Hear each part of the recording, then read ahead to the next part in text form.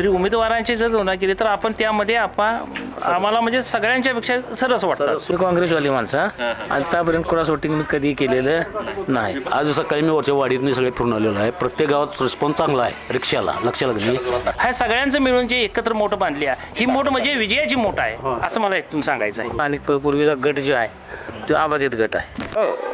नातेवाईकांच्यातनं मित्रांच्यातनं याच्यानं काय जाणीव होती की कसं वातावरण आहे मतदारसंघ वातावरण त्याचं चांगलं आहे या भागात आमच्या खोरी तरी. कसं आहे शेवटी कुठल्याही पक्ष असला तरी आता दुसऱ्या विरोधी पार्टी सुद्धा तेवढी स्ट्रॉंग आहे. प्रत्येकाकडे तेवढी ताकद. आज सकाळी मी वरच्या वाडीत मी सगळे फिरून आलेलो आहे. प्रत्येक गावात रिस्पॉन्स चांगला आहे. रिक्षाला लक्षात लागली त्याच्यामुळे 100% रिक्षा येणारी आम्हाला मोठे घरगुती आम्ही साई संबंध पाहुणे यातनं संबंध ठेवले भेटले होते ना तर आप्पासाठी आम्ही आहे म्हणजे कधी पण बोलवा तर यावेळी तर आहेच आता आहे चांगला आहे. आणि उमेदवारांची जर आपण जर सरासरी तुलना केली किंवा उमेदवार आपण बघितलं जरी आपण राजकीय नसलो किंवा काय असलो तरी उमेदवारांची जर तुलना केली तर आपण त्यामध्ये आम्हाला म्हणजे सगळ्यांच्यापेक्षा सरस वाटतं की म्हणजे असं मी म्हणतोय म्हणून नाही असं सर्वांना वाटणार की बाबा हां हे आपण जर दिलं तर आपण थोडंफार आपल्याला कुठल्या तरी कामाची पूर्तता निघते. आपल्याबरोबर बोलता तुम्ही आपणच्या घरी स्वातंत्र्य सैनिकांचा एक मोठा वारसा आहे आणि त्यावेळीपासून त्यांनी एक सामाजिक कार्य म्हणजे आता एवढं शिक्षण संस्थाचं अध्यक्षपद असताना एवढे चांगलं चालवलंय तर या वर्षानं जाता का की तसंच येणं सामाजिक वारसा असल्यामुळे काम करतील असं वाटतंय का? होय वाटतील कारण काय आहे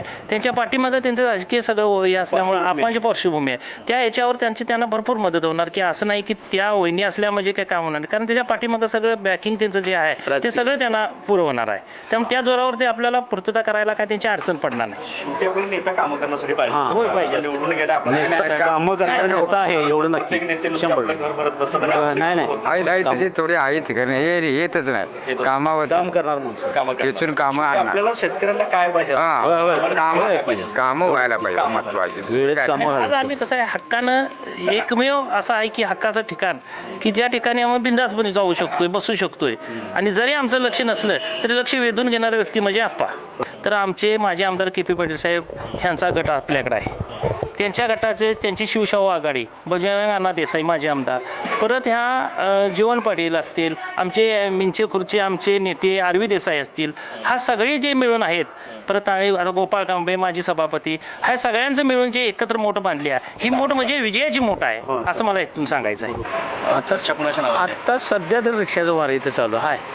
म्हणजे कुठल्या उमेदवाराचं बघू अप्पा जो पंचायतच्या पत्नी उभ्या आहेत. मिसेस उभा आहेत त्या का म्हणजे त्यांचं वार कशामुळे जरा कामाच्या स्वरूपात म्हणा ह्याच्या म्हणा किंवा स्थानिक संबंध आहेत. हे गाव कुठलं मोरेवाडी हे त्यांच्या गावाकडल्या भागातलं जवळच आहे म्हणून काय जवळच असं नाही जरा कायम राजकारणात आहेत संबंधात आहेत आणि कामं बी तशी आहेत. ते स्वतः 2 वेळा जिल्हा परिषद होते हां म्हणजे सदस्य होते त्यावेळी काही कामं झाल्यात केलेत. लोकांनी महत्वाचं कामापेक्षा काय पाहिजे असते तुम्ही नेता काय उपलब्ध असायला पाहिजे ते असायला पाहिजे आपल्या हक्कीला असायला पाहिजे. गेला की 5 वर्ष निवडून आला आणि दिसलाच नाही असं असलं तर मग अडचण. नाही असं काही नाही सोडा. तसं दोघांचं एक इकडं वारा जास्त दिसतं. ह्या भागात आहे आणि त्यांचं कसं स्थानिक पूर्वीचा गट जो आहे तो आबाधित गट आहे. गट काय म्हणजे विस्कटलेला गट नाही आहे. आज जरी त्यांनी रिक्षा घेतली असली तरी सुद्धा उमेदवार म्हणून किंवा व्यक्ती म्हणून त्यांचं कार्य चांगलं आहे. सगळं आजूबाजूच्या गावात कसं वातावरण आजूबाजूच्या गावात नाही पण आता कसं आहे सांगतोय का तुम्हाला गट स्थानिक गट आहेत ते गट काय इकडे तिकडे कुठं हालत नाहीत हो. त्यांचं स्थानिक गट जे आहेत ते हां ते कुणाचंच त्यांचं म्हणा लोकांचं जरी तुम्ही जसं म्हणत असला तरी शेवटच्या 2 दिवसात निर्लय आमिष आहेत पडतंय पाकिट येतात हे ते तिथे फिरणार नाहीत होतं लोक शक्यता नाकारता येत नाही. शक्यता नाकारता सुद्धा येत.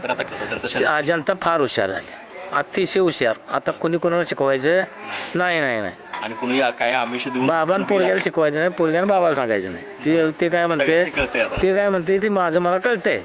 त्यामुळे काँग्रेसवाली माणसं आतापर्यंत क्रॉस वोटिंग मी कधी केलेलं नाही. काँग्रेस कट्टर गावात कोणालाही विचारायचं मी जरी नाही माझं पक्षावरच प्रेम आहे. क्षेत्रातील घडामोडी जाणून घेण्यासाठी आत्ताच चॅनलला सबस्क्राईब करा आणि बेल आयकॉन क्लिक करायला विसरू नका.